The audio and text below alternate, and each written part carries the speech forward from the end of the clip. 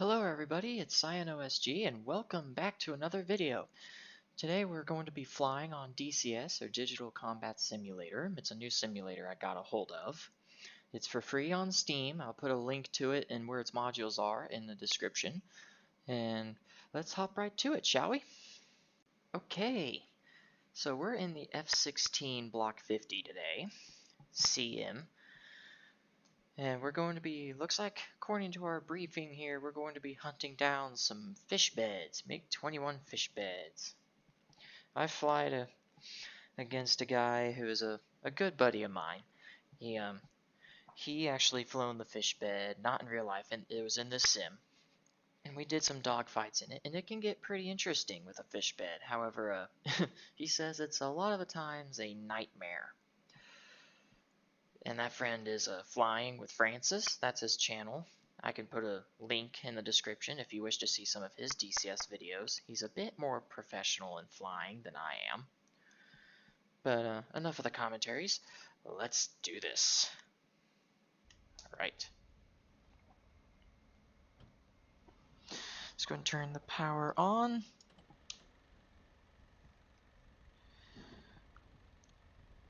Get the engine cranking up right quick. Good. Okay, that works.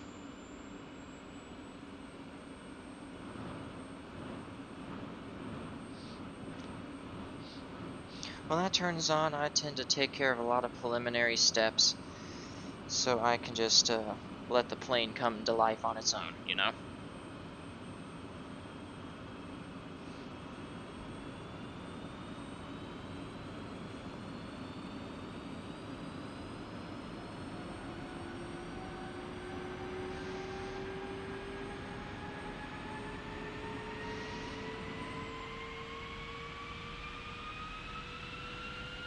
And look at that.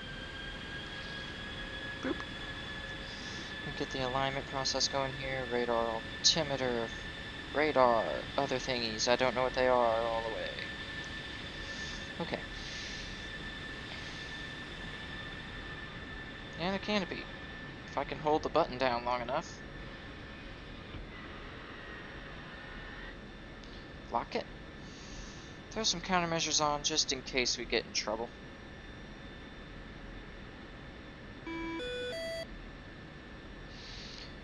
Cat 3 stores because we have external tanks. Activate the bit for a flight control system. Come on. Come on. Come on. Thank you. It's a bit temperamental.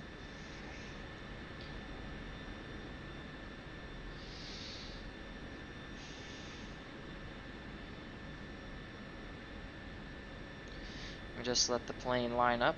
Go ahead and uncage our backup ADI here, just in case any of our stuff goes out. We can have a nice little standby right there to note what's happening.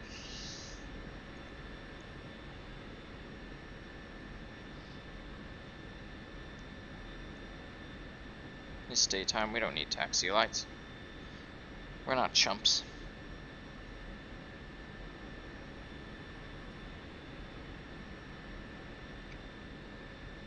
Look at that.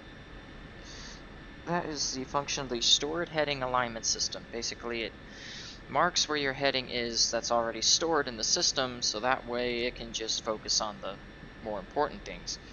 So it aligns much quicker.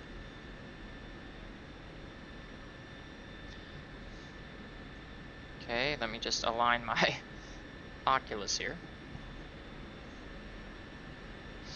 And with that, we are good to go.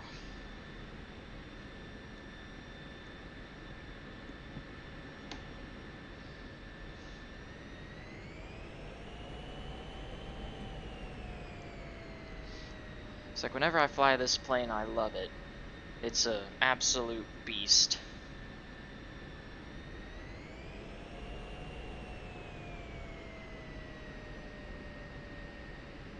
Overshot that a little bit. That's okay.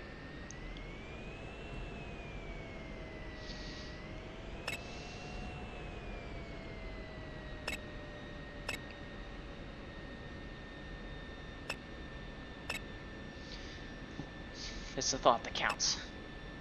And the fact that nobody got hurt. It's like, I bet I can, you know, try at least to follow these ominous yellow lines that obviously have an importance on a taxiway.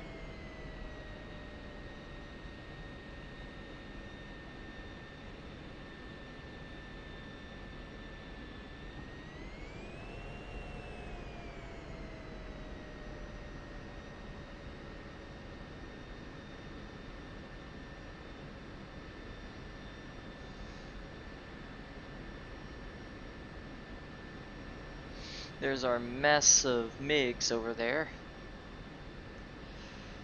Okay, I'm gonna go ahead and give them a head start while I test my flight controls. Just by moving the stick in a circle around the edges. Giving it a look on each side. Make sure everything moves. Okay, nose wheel off. Test the rudder.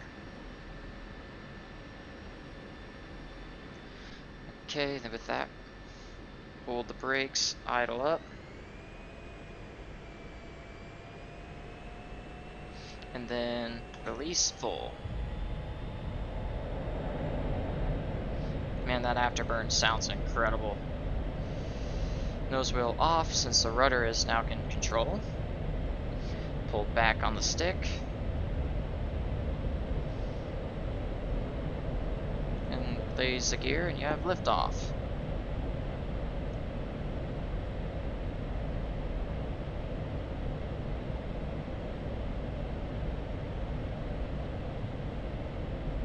Go ahead and set take hand while I'm up. To Batumis, which is 16 X-ray, we want it to be in transceive mode. Go ahead and idle off the gas so I can save fuel. And then I'm going to set my countermeasures using list, then number 7, the countermeasures system. Sequence over to chaff, go down to how many times it'll run the sequence. We'll do it. No, recall, go back to normal. I want it 5 times. Enter. And the interval will be 0.50 of a second. So half a second it'll cycle. If I understand it correctly. Okay, 0.50 and 5.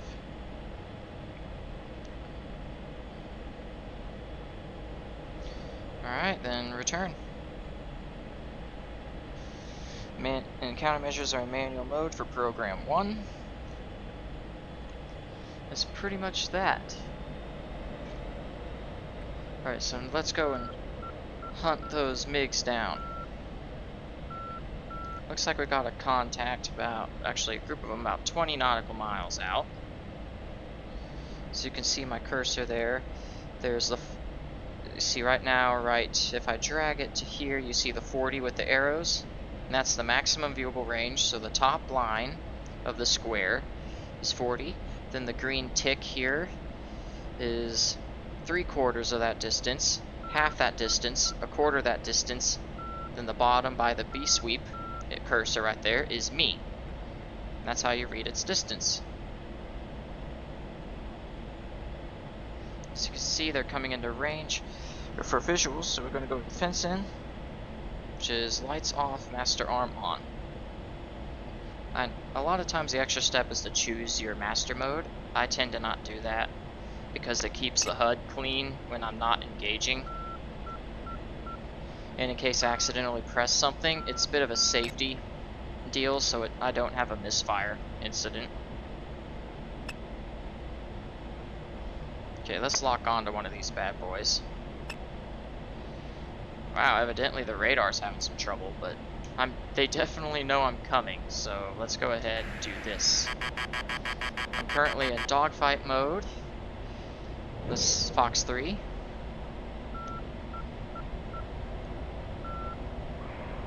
Altitude. Oh, lucky.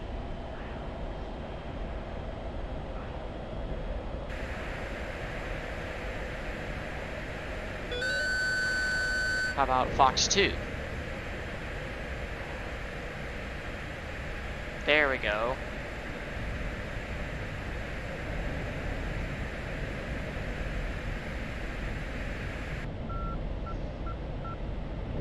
Fox 3.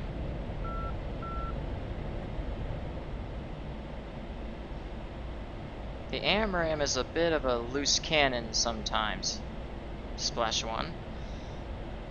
Because when you launch it from longer distance, it has a radio that allows it to talk with its parent aircraft. This is going to get close, Fox 3. And pretty much what'll happen is that when it activates its head, it goes mad dog for a split second, or at least until it sees the first target, which normally is the target you selected. But there's a reason why you don't want to launch this near allies, Fox 3. Splash 1. Because sometimes, since these missiles do not have an IFF, even though you do, the system or the missile likes to think that it's going for an enemy when it's actually going for an ally.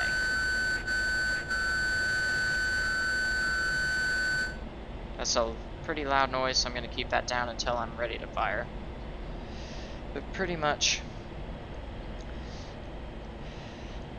that's what will happen if you launch near allies, so that's why you got to be careful with AMRAAMs. They do go mad dog or pit bull, and they bite the first thing they see. So, gotta always be careful with that. Fox 2. Boom. And those missiles were AIM-9Xs. They're highly maneuverable and very resistant to flares, and very effective missiles when launching off bore sight. So now it's time for me to go in using guns, and I'm gonna go for this guy since he's closer. Altitude. Altitude. I might just be able to get a shot on him now. Nope. So gain a bit of energy coming down to the deck. Okay. He's gonna go into the sun, but not entirely. He thinks I'm gonna launch a missile at him, but I don't have any left. Okay, lock on. Line up the pipper. Oh, I missed my chance, dang it. I'm not perfect in this yet, but I'm getting there. Okay, generate, generate, generate.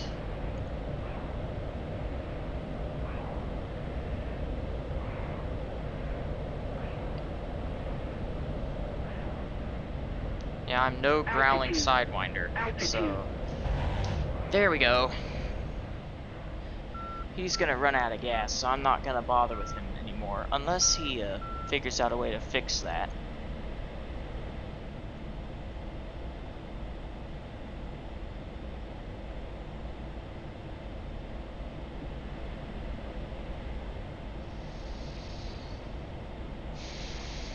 There's a parachute from a guy I shot down who survived the missile hit.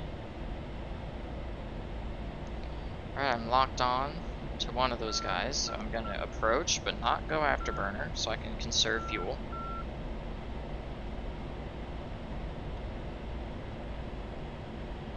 Since I'm much, much faster than they are at top speed, or just around at any doable speed. Alright, they're splitting. Yep, and chances are that guy ejected because he ran out of gas. Sorry for the frame rate drop there. That happens. So he's splitting, trying to stay out of my nose while I'm going for this guy. Just so you know, these fish beds are unarmed, so it's a bit of a cheat, but it's a target practice for moi, especially since I'm not the best at using the gun on this plane. Kind of overshot him there.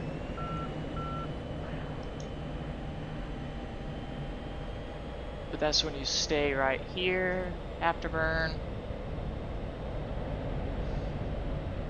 You just kind of spiral out of the way in case they do try to get a solution. It keeps you out of their nose, like, for the most part. Because overshooting is definitely a dangerous game. Apparently he's just gonna try and follow a landing pattern regardless of the fact that I'm right behind him. Oh, now he knows. Yep. He's upset now. Looks like he's trying to pull a scissor. I don't like that too much. I'm more of the circle dogfight guy myself.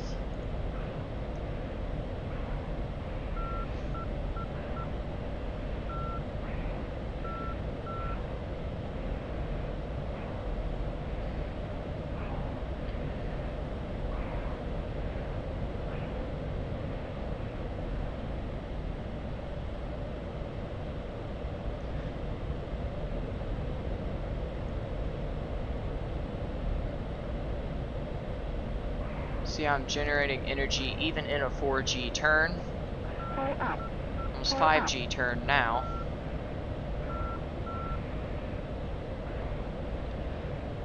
But that's because I was dipping the nose, so I'm gonna ease off the turn, kind of lag it. Generate energy. Because if I can generate enough energy, I can whip my nose around it, like this. Then when he tries to go for those like speed things, like a vertical climb or get some distance from me, it gives me the advantage.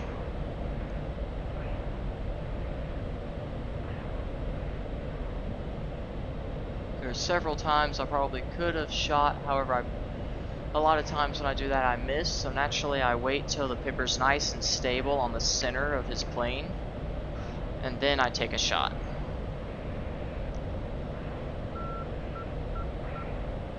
So like that, I'm not gonna do that. I'm gonna wait for more energy so that way I can pull a nice 9.5G turn or something like that and really bring it.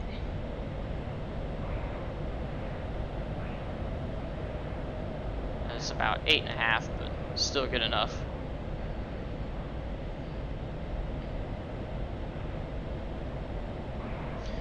Come on, give me the pipper. Dang it!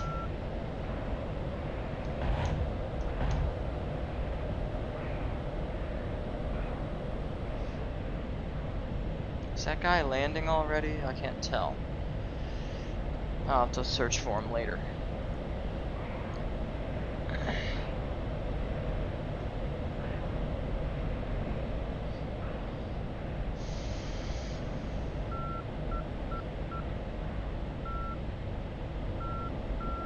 Normally when I'm in a Hornet, these dogfights don't last that long.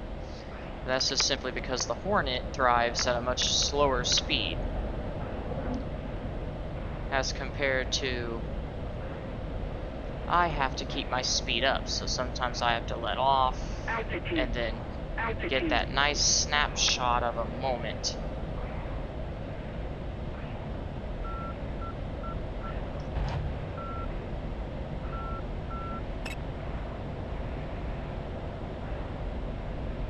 See, there's a little circle right there.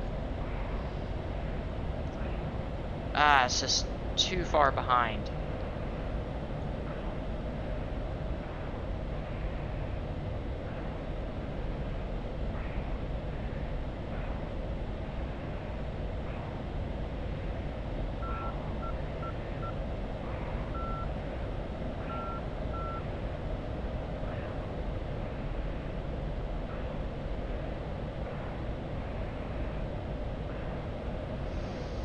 Dang.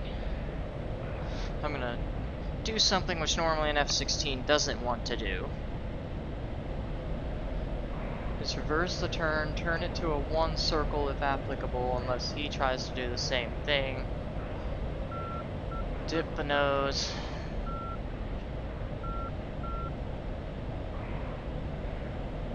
Altitude. Altitude.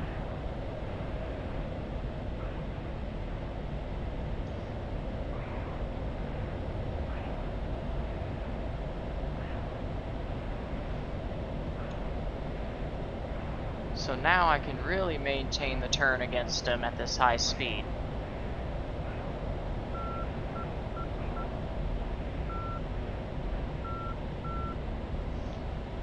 Unfortunately, I'm starting to run low on fuel, which this tends to happen whenever I have to keep the afterburner on for an extended period of time. So I'm going to take a break from him and go after this guy.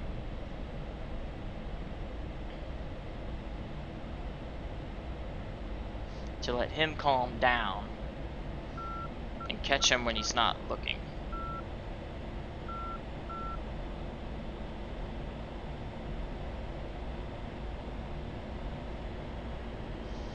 If I had much more fuel, I would still be chasing him, but I really gotta start thinking smarter, not harder now. Dang it! I hit him, but not enough.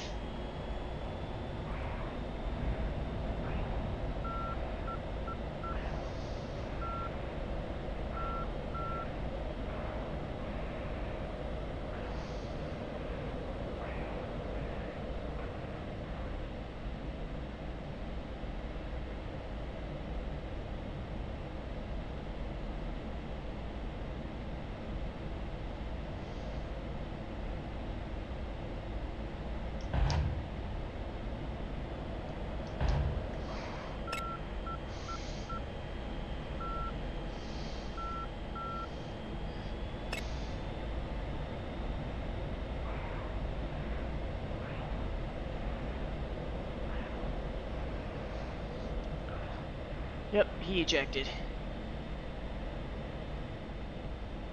So now that this guy is calmed down, I can now devote all my resources to this guy.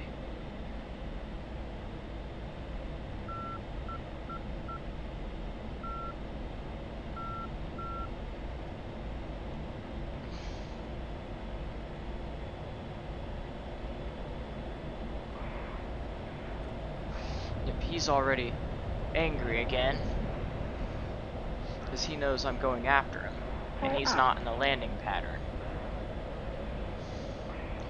The AI is pretty stupid. You can pretty much harass the heck out of them while they're in the landing pattern. Which in a normal case, if you get a lock... Oh, what? He just ejected. Did I burn him out of gas or something?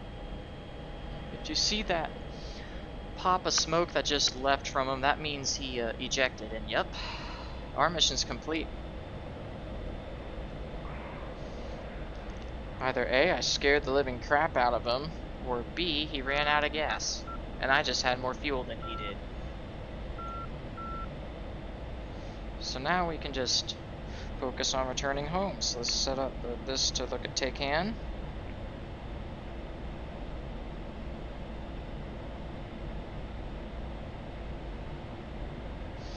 Which means we'll be going to Batumi. Let's increase our situational awareness by increasing our field of view on the radar to 80 nautical miles. Even though there's probably nothing out there. One cannot be too careful. Especially when you're out of missiles and fuel.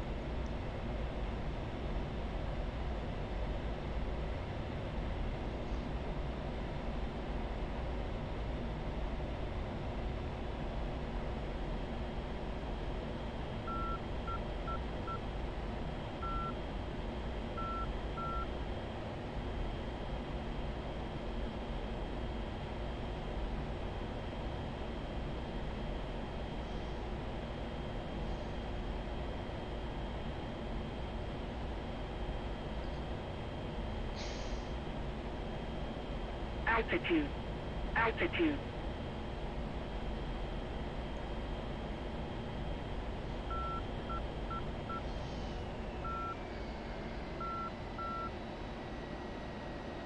Alright, Batumi was sighted, so now I'm going to work on shedding my speed and altitude for a landing.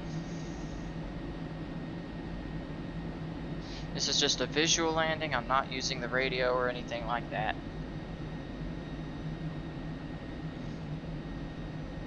Since I'm the only friendly craft here.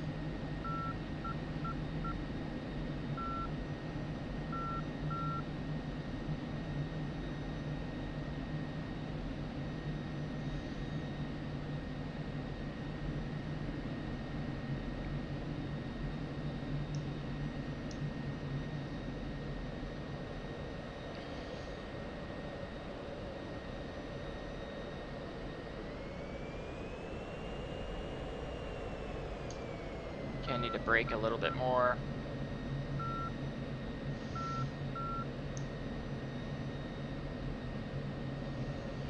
Okay, we'll lower the gear, which also lowers the flaps.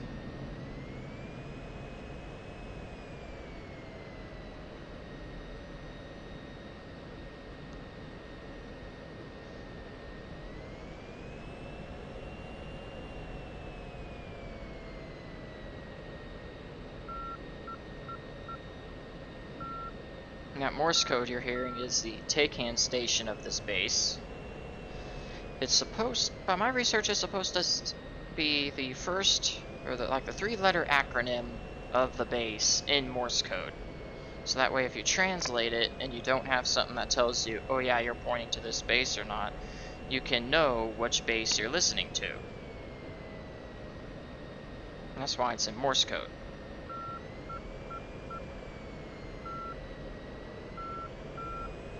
Alright, lined up, give it some gas to raise it just a notch. Pull up some. Let off the throttle, give it some flare.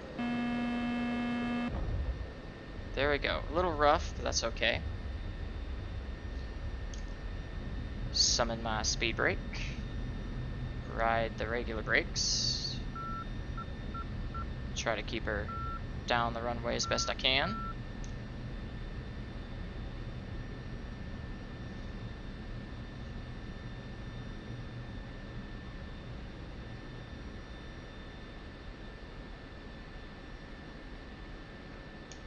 Nose wheel on, and there we go.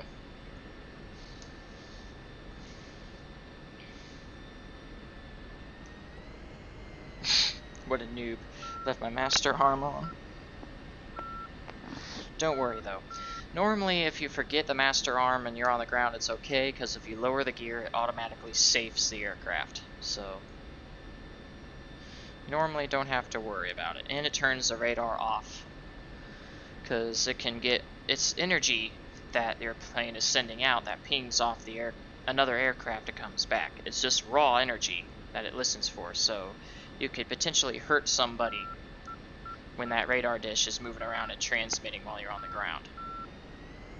So that's why it turns itself off whenever you're on the ground. And your HUD says no rad, the HIMKIS says no rad. It means no radar is in use, which is a good thing while you're on the ground, as I keep saying.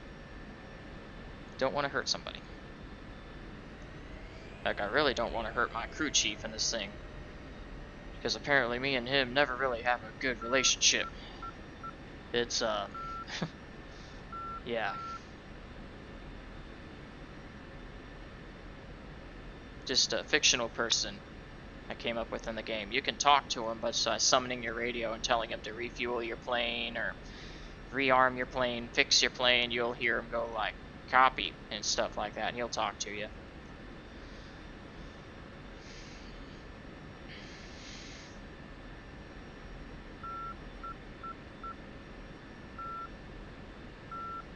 Alright. And being the lazy guy I am, I'm just gonna cut the engine and let the whole plane turn off by itself.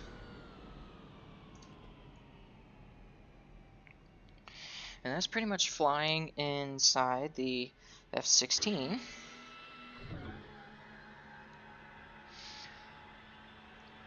And I do fly with other people. I fly with a guy who I know. His channel is Flying with Francis, and I also fly with Static Current and Marte SG, and I'll put links to their channels in the description. And thank you all so much for watching. I'll see you guys next time. Take care, and God bless.